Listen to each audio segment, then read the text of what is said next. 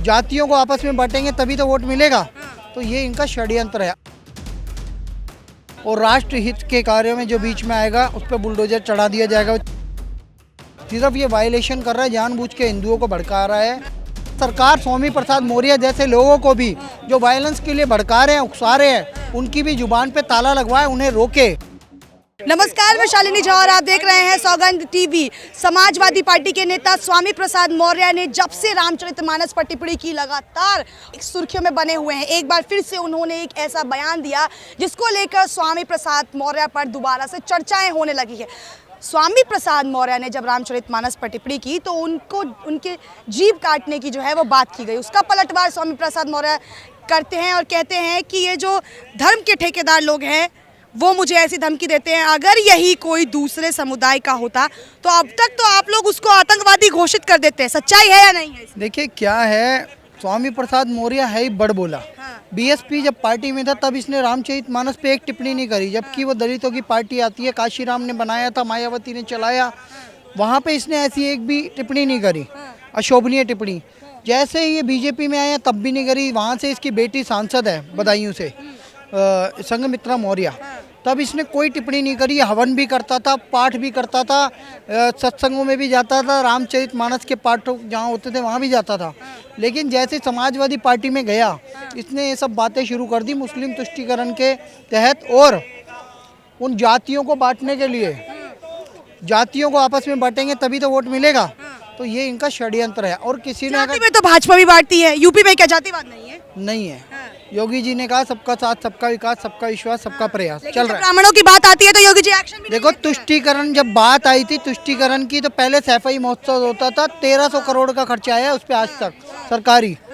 उसके बाद योगी जी ने अब 1-1 लाख रुपए एक डिस्ट्रिक्ट को देने की बात करी है। अभी चैत्र नवरात्र आ रहा है रामायण पाठ के लिए, वो दुर्गा सप्तमी जो पाठ है उसके लिए। और एक बात, स्वामी प्रसाद मौर्य जी एक बात बताइए, आप जो आर्ग्यूमेंट कर रहे हो काउंटर, आपको तो करारा जवाब मोदी योगी सरकार ने दे ही दिया है, आप उस पर बात करो ना। और जो संत राजू दास जी ने बोला था, ठीक है, एक संत कब तक बर्दाश्त करेगा, उनके मुंह से निकल गया। अगर यही बात मौलाना या मौलवी किसी हिंदू समाज के लोगों को कह देते तो अब तक तो आप लोग सड़कों पर उतर जाते, हिंदू जो है वो उनको आतंकवादी घोषित कर देते, पता नहीं क्या क्या आप लोग बोल देते हैं। सोनू निगम पे टिप्पणी करने वाला व्यक्ति आज भी टीवी डिबेट में बैठता है, कोलकाता का मौलाना। ऐसा कुछ नहीं है, अभिव्यक्ति की स्वतंत्रता है, ये भावनाएं हाथ होती है तब बोल दिया जाता है। यहाँ बचाने आ गए, जुदा नहीं किया जाता। महंत को बचाने के लिए आ गए। आप मेरी बात तो सुन लीजिए। अब जो रियाज मोहम्मद, गौस मोहम्मद ने सरतन से जुदा किया, 7 साल यहाँ रहे, 2014 में ट्रेनिंग लेके आ गए पाकिस्तान में। ऐसे जो आतंकी थे उन्होंने तो सरतन से जुदा कर दिया, इन्होंने तो सिर्फ भावना व्यक्त करी है। अगर कोई मेरी माँ को गाली देगा, कोई मेरे धर्म को गाली देगा, थोड़ी तो अभिव्यक्ति मेरी भी है, मैं बोलूँगा। उन्होंने किया तो कुछ नहीं ना। मुस्लिम समुदाय भी यही करता है, अगर उनके धर्म पे बात आती तो वो भी सरतन से जुदा के नारे। दिल्ली दंगों में आरोपी देखो सारे मुसलमान हैं, और दिल्ली दंगों में हिंदुओं को मारने की साजिश थी, उनकी संपत्ति को नुकसान पहुँचाने की साजिश थी। ये कोर्ट की टिप्पणी है।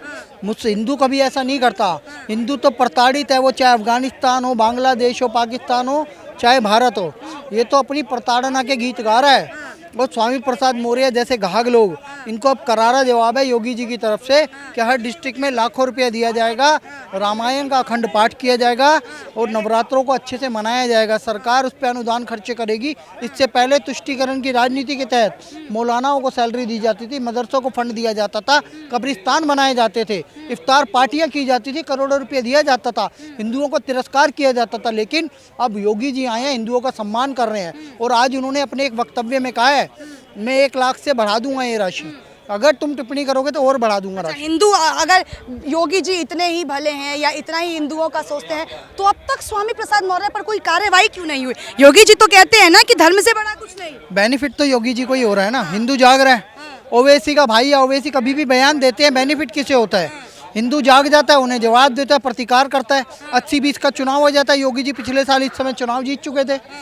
ये तो योगी जी और के बेनिफिट का काम कर रहे हैं। स्वामी प्रसाद मौर्य हो या ये तौकीर रजा हो, चाहे अकबरुद्दीन ओवैसी, असदुद्दीन ओवैसी हो, ये सब तो योगी जी के लिए अप्रत्यक्ष रूप से काम कर रहे हैं। हिंदुओं के आंखों पे योगी जी के राइट हैंड जो योगी जी को चुनाव में जीत दिलाएगा, चाहे वो धर्म से बड़े, क्या वो धर्म से बड़े हो गए, क्या योगी जी के लिए वोट ज्यादा जरूरी है या फिर धर्म? देखिए, योगी जी के लिए देश ज़्यादा ज़रूरी है, योगी जी के लिए धर्म ज़्यादा ज़रूरी है, राज ज़्यादा ज़रूरी है, और राष्ट्र हित के कार्यों में जो बीच में आएगा उस पर बुलडोजर चढ़ा दिया जाएगा, वो चाहे अति। क्यों नहीं चढ़ रहा है स्वामी प्रसाद मौर्य पे बुलडोजर? स्वामी प्रसाद मौर्य सिर्फ टिप्पणी कर रहा है। जिस दिन उसने कोई वायलेशन किया, खुद अपने हाथों से रामचरितमानस जलाई, उस दिन इसको भी अरेस्ट कर लिया जाएगा। सिर्फ ये वायलेशन कर रहा है, जानबूझ के हिंदुओं को भड़का रहा है, उनको टारगेट कर रहा है। लेकिन इसका जवाब, इसका प्रतिकार यही है कि अब हर जिले में रामचरितमानस का खंड पाठ होगा नवरात्रे में, और बढ़िया से नववर्ष भी मनाया जाएगा। चैत्र शुल्क प्रतिपदा 2080 बहुत धूमधाम से मनाया जाएगा, हिंदू नववर्ष। और आगे आगे देखिए, जल्दी हिंदू राष्ट्र भी घोषित होगा। ये उसका बिगुल फूंक दिया गया है। देख लिया, आप फिर से हिंदू राष्ट्र की बात पर घूम फिर के आ गए।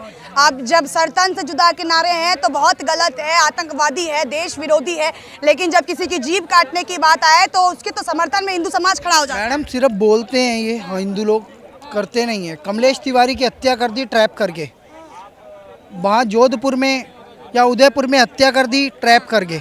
यहाँ तो सिर्फ बोला जा रहा है, यहाँ सिर्फ बोला जा रहा है, वो कर देते हैं। तो हमें उनसे सावधान होना, क्योंकि स्वामी प्रसाद मौर्य वो व्यक्ति है जिसने टुकड़े खाए थे बीजेपी के। अपने बेटे के लिए टिकट मांगी तो बीजेपी ने निकाल दिया, बीजेपी ने निकाला नहीं था, इसने खुद ही छोड़ दिया स्वार्थ के चलते।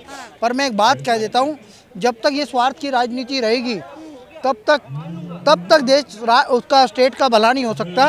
अब योगी जी जो कर रहे हैं वो बेस्ट कर रहे हैं, हिंदू राष्ट्र की ओर अग्रसर हो रहा है, उसकी नींव रख दी गई है। 1 लाख रुपए हर डिस्ट्रिक्ट में अखंड हिंदू रामायण का पाठ और दुर्गा सप्तमी का पाठ। और अब आगे देखिए होता है क्या।